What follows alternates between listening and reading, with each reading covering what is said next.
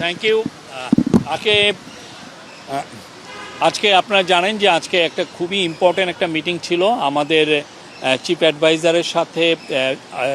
আমাদের যে stock market সংশ্লিষ্ট যারা ছিলেন সিনিয়র অফিসিয়াল, তাদের একটা মিটিং হয়েছে। মিটিংয়ে সালেউদ্দিন আহমেদ ছিলেন, আমাদের ফিনান্স অ্যাডভাইজার আনিসুজ্জামান যিনি special assistant on finance affairs উনি ছিলেন, তারপরে ব্যাংকিং সেক্রেটারি নাজমা মোবারক ছিলেন, প্রিন্সিপাল সেক্রেটারি সিরাজউদ্দিন সাথী ছিলেন, এবং Bangladesh stock exchange Bangladesh security exchange কমিশনের চেয়ারম্যান রাশেদ মাকসুদ খান ছিলেন।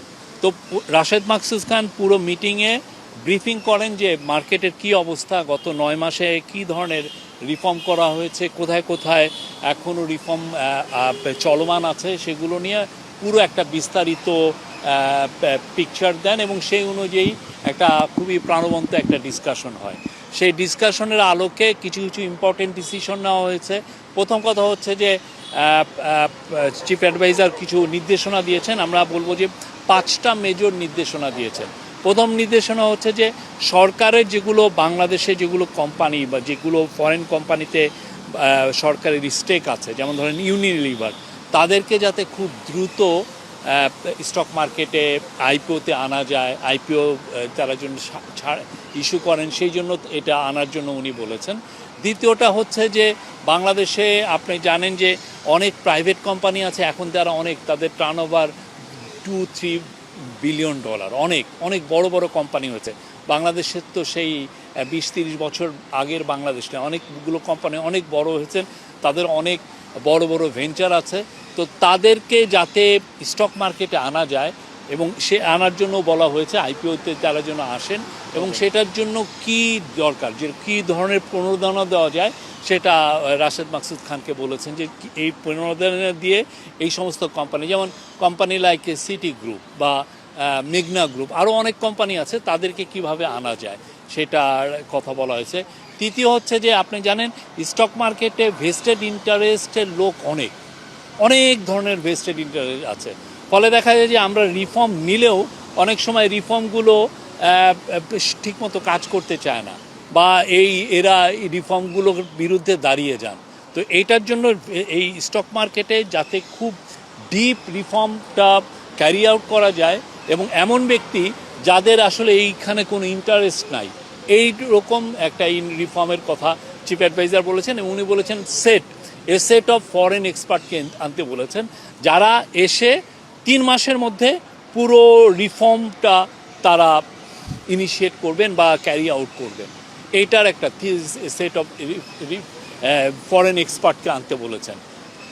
ফোর্থ হচ্ছে হলো আমাদের, আপনি জানেন যে স্টক মার্কেটের বা স্টক মার্কেট রেগুলেটর বা এই সংশ্লিষ্ট সমস্ত যারা এজেন্সিগুলো আছে বা অফিসগুলো আছে, ওইখানে অনেক ধরনের দুর্নীতি আছে, দুর্নীতিগ্রস্ত অনেক বিরুদ্ধে অনেকের অনিয়মের কথা শোনা যায়। তো চিফ অ্যাডভাইজার বলেছেন যে যাদের বিরুদ্ধে অনিয়মের অভিযোগ আছে খুব দ্রুত তাদের ব্যবস্থা নিতে, এবং এই যাতে পুরো স্টক মার্কেটে এক ধরনের বার্তা পৌঁছায় যে কোনো ধরনের কোনো অনিয়ম বরদাস্ত করা হবে না। আর 5 হচ্ছে যে আপনি জানেন যে বাংলাদেশে যে যারা বড় বড় কোম্পানি আছে, তারা মার্কেটগুলোর থেকে ব্যাংকগুলোর থেকে তারা আসলে ঋণ নেন, অনেক সময় সিন্ডিকেটেড লোন নেন, অনেকগুলো ব্যাংকুর থেকে 1000-2000 কোটি টাকা তারা ঋণ নেন একটা বড় প্লান্ট সেট আপের জন্য।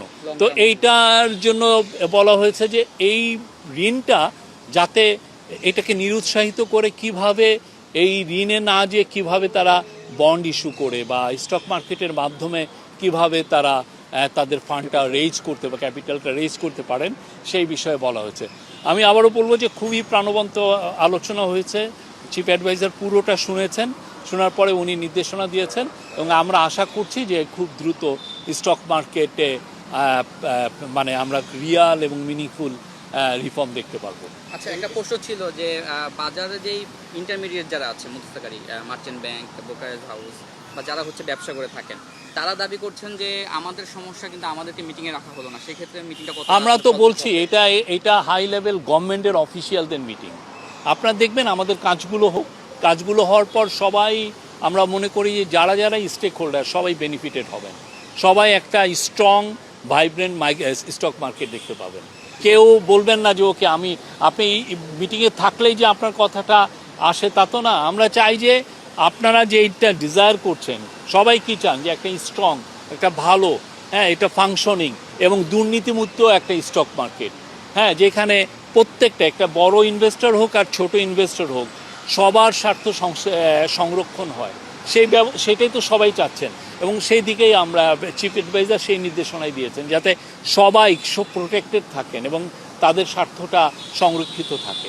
কিন্তু যিনি এখন নিয়ন্ত্রণ সংস্থার প্রধান রয়েছেন তাকে নিয়ে তো অনেক প্রশ্ন উঠছে, ওনার যে দক্ষতা নিয়ে বা অভিজ্ঞতা। আমরা বলছি তো, উনি বলেছেন সেট অফ এক্সপার্ট আনতে বলেছেন, যারা সত্যিকার অর্থে যারা নির্মোহভাবে এই স্টক মার্কেটে তারা রিফর্মটা ইনিশিয়েট করতে পারবেন, তারা সাজেস্ট করতে পারেন, রিকমেন্ডেশন দিতে পারেন, সেই অনুযায়ী কাজ করেন। চিফ অ্যাডভাইজার খুব দ্রুত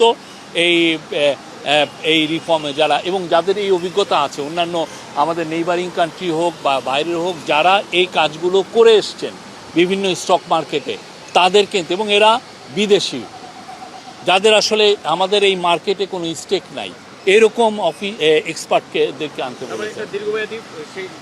এটা খুব দ্রুত, যারা আসবেন তারা খুব দ্রুত করবেন। সমসাময়িক যে সমস্যাটা এখন মার্কেটে বিদ্যমান, সেই ক্ষেত্রে আসলে এগুলো সবই সমসাময়িক সমস্যা।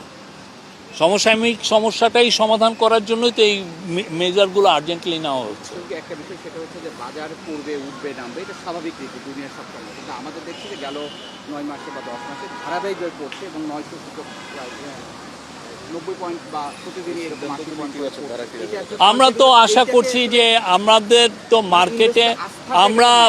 মার্কেটে আস্থা ফেরানোর জন্যই তো এই কাজগুলো করা হচ্ছে। উনি যে 5টা বড় বড় মেজর কাজের কথা বললেন, এটা কেন বলা হচ্ছে? যাতে বাজারে আস্থাটা ফিরে আসে। আমরা আশা করছি এমন একটা মার্কেটে এমনভাবে আস্থাটা ফিরবে যাতে সবাই বেনিফিটেড হন, যে 3-4টা লোক যাতে বেনিফিট, বা একটা ভেস্টেড ইন্টারেস্ট গ্রুপ যাতে বেনিফিটেড না। আগে আমরা দেখেছি কি এরকম অনেক কথা বুলি টুলি করে দেখা যাচ্ছে একটা particular vested interest group benefited হয়েছেন, এবং আমাদের স্টক মার্কেটগুলোতে যেটা হয়েছে এক ধরনের বড় রকমের ডাকাতি হয়েছে চোখের সামনে দিয়ে। হ্যাঁ, এবং এইটা নিয়ে তো সত্যিকার অর্থে অনেকে লেখেনও নাই, অনেক যে জার্নালিস্ট বলেন ওরাও part of the vested interest group হয়ে গিয়েছিলেন।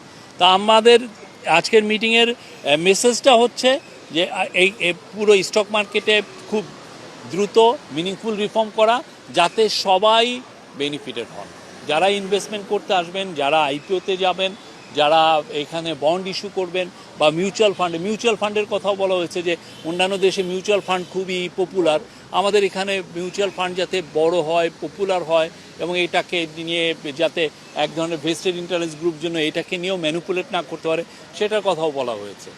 Thank you. একটা প্রশ্ন, সেটা হচ্ছে একটা বড় গ্রুপের মিউচুয়াল ফান্ড নিয়ে যে একটা কোম্পানি রেইস, যার 4,000 কোটি টাকা নিয়ে আপনার দুর্নীতি ও অনিয়মের অভিযোগ, সেই অনুসন্ধানটাও কিন্তু আসলে থামায় দেওয়া হয়েছে। তো এই সময় কোনো অনুসন্ধান থামায় দেওয়া হয়নি। সেটা কিন্তু প্রত্যেকটা বিষয় যাদের এগেনস্টে অভিযোগ আছে খুবই ভালোভাবে ইনভেস্টিগেশন হচ্ছে। আপনারা সিকিউরিটিজ অ্যান্ড এক্সচেঞ্জ কমিশনে আপনারা খবর নেবেন। Thank you.